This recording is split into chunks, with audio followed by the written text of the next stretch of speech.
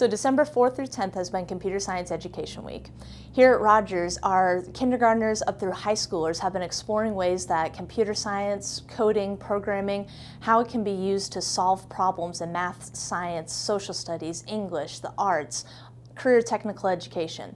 We found ways that coding and programming can be used to solve problems in these classes, but then students are laying the foundation to see how computer science can be used to solve problems that might not even exist right now. My classes currently are coding. We're using a program called Pencil Code. With Pencil Code, we're able to program in 4 different programming languages. So we're using CSS, HTML, JavaScript. It also has the ability of blocky code. Right now my students are creating different programs. I've had students programming a piano to play different Christmas music. I've had students currently programming a random number guessing game. Kind of gives them a little bit of freedom and creativity that they may not get in other subjects. They can kind of express themselves with the code. It gives students a different career field maybe they're not exposed to outside of school. We were investigating triangles, that's our unit we're working on, and we decided that a good way to do that would be to essentially use some code for the hour of code.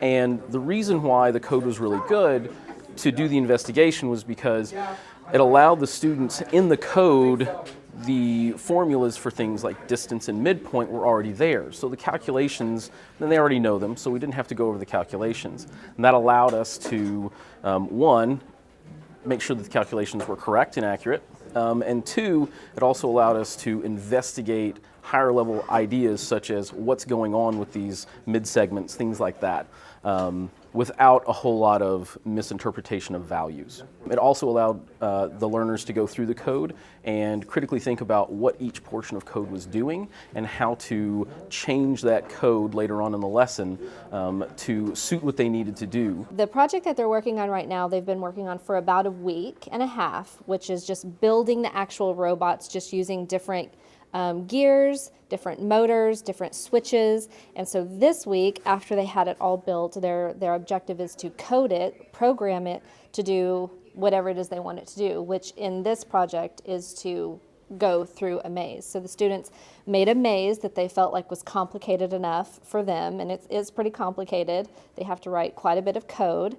And the thing that I love about it is that they really teach themselves. Like, I just kind of facilitate and kind of keep them between some lines, and this is where we would go to learn. My name is Jigish Patel. I'm a K-12 computer science specialist, and I'm working with 9th graders to do a bit of computer science, where we are taking a circuit board and coding it to play a piano using pencil and paper. It's called a microbit, and it allows you to control electricity using different pins. So what we're doing is we're attaching pin 1 to a drawing onto a paper, and then we're attaching pin 2 to another drawing on a paper. And when the kids press pin 1 or 2 with their finger on the paper, it controls the electricity and plays music in their headphones. We want students to be engaged in this critical thinking, this problem solving, to maybe think about problems that they can solve in the future. Computer Science Education Week exposes students to new things that they might not have seen before, and it's just opening up more opportunities for our students.